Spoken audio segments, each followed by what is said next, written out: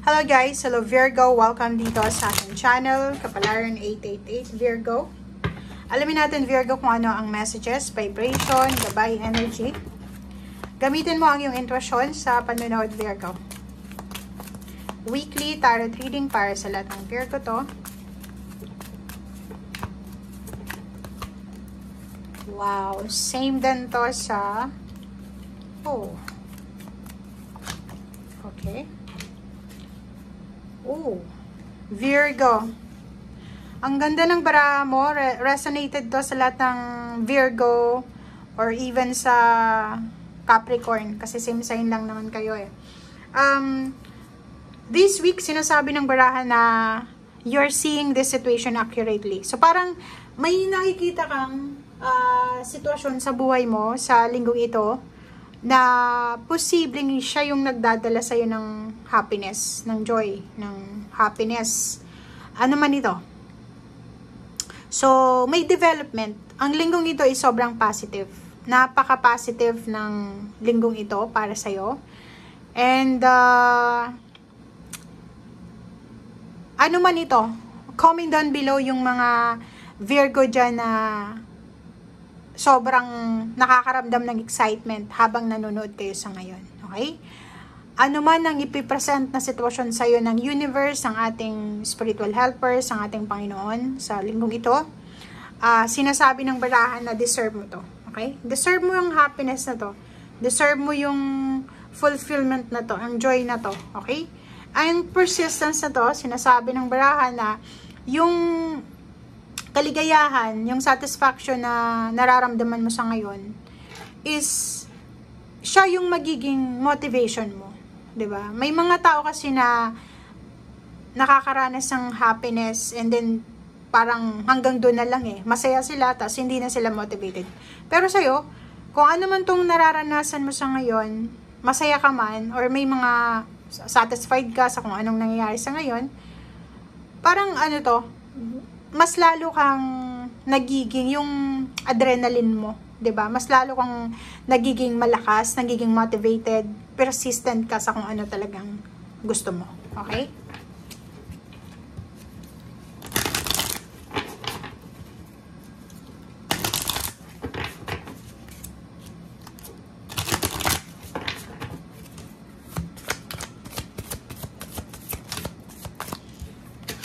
Oops.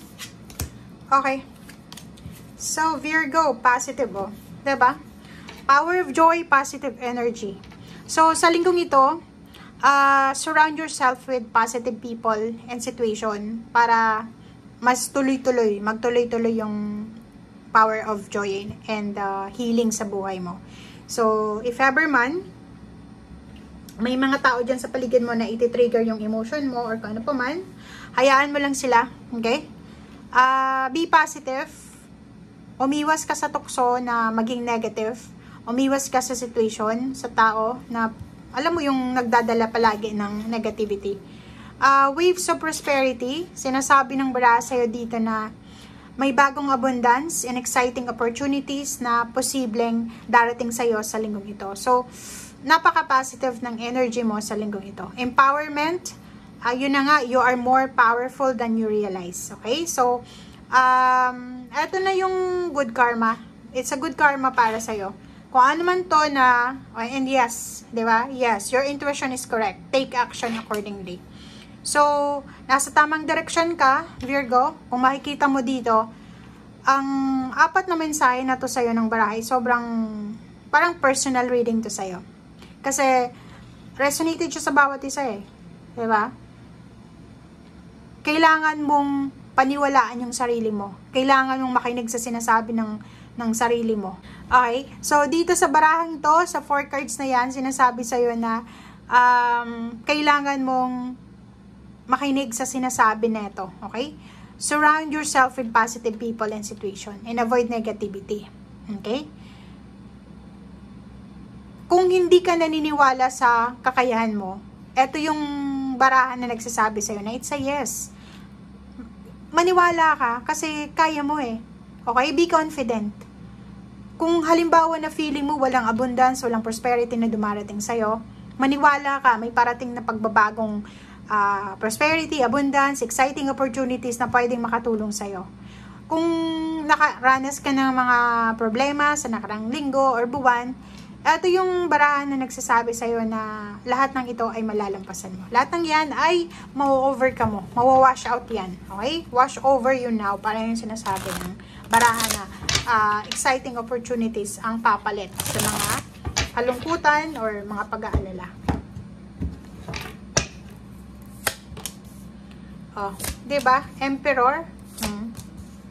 At ang 3 cards na to, it's a confirmation dyan na yung 8 of Swords mo, like for example, involved ka sa isang 8 of Swords, mayroong stagnation, restrictions, pwedeng may nakulong sa situation or sa relationship or kano pa man.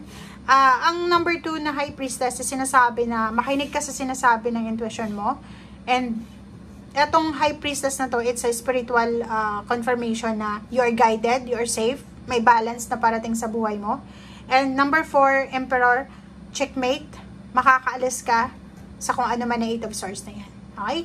So, konting tiis, konting pasensya lang, darating at darating yung para sa'yo. And Knight of Wands, wow. Oh, diba?